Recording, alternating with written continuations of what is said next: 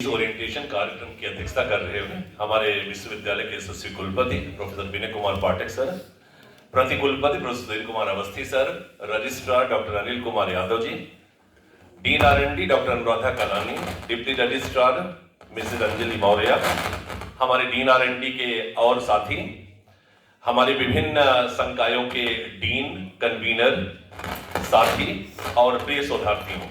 सबसे पहले जो हमारे शोधार्थी हैं जो आज ओरिएंटेशन कार्यक्रम में भाग ले रहे हैं रिटन टेस्ट और इंटरव्यू के बाद, मैं उनको महाविद्यालय विकास परिषद की ओर से हार्दिक बधाई देता हूं।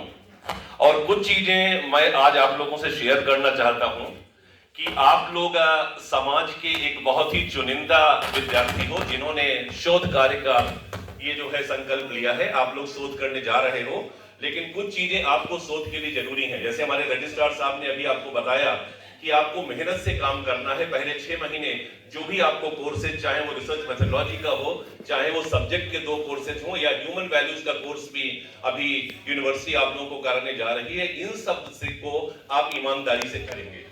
इसको करने के साथ साथ ही इस बार विश्वविद्यालय आपको सुपरवाइजर चयन का भी पहले से ही मौका दे रही है। आप सभी से मेरा अनुरोध है कि सुपरवाइजर चयन को ध्यान से करें।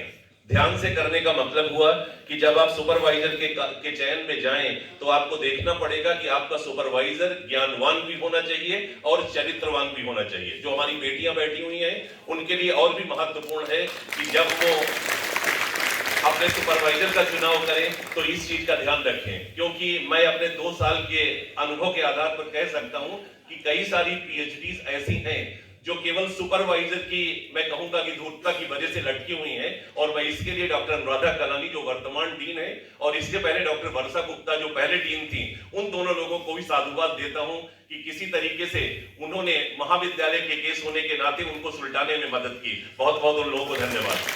तो इसलिए इस आधार पर हमारे सभी विद्यार्थी अपने सुपरवाइजर का चुनाव बहुत ध्यान से करेंगे। आपको ये नहीं देखना है कि उस सुपरवाइजर के साथ कितनी पीएचडी हुई है।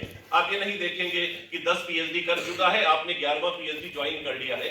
आपको उसके ज्ञान की परीक्षा लेनी है, क्योंकि महाविद्यालयों में कई सारे शिक्षक साथी हमारे ऐसे भी मिल जाएंगे कि वो पीएचडी तो 10 करा चुके हैं, लेकिन आप भी अगर जाओगे तो आपको किसी दूसरे को सौंप देंगे। एक कटु सत्य है जो मैं आपसे शेयर कर रहा हूं। पहले दिन तो आप अभी शुरुआती दौर पर T=0 पर आप इस पीएचडी को ज्वाइन कर रहे हैं। आपके पास अभी 3 वर्ष से ज्यादा का समय है जिसमें आप शोध कार्य में जाएंगे। दूसरा, आप नकल न करें। जैसा अभी रजिस्ट्रार साहब ने कहा कि प्लेगरिज्म आप लोगों को अभी बताया जाएगा। प्लेगरिज्म आप नकल न करें। भले ही एक रिसर्च पेपर आप 6 महीने में तैयार करें, लेकिन दुनिया की दौड़ से दूर रहें। कि ये नहीं है कि सुपरवाइजर आज ऐसे भी आपको पेपर्स मिलेंगे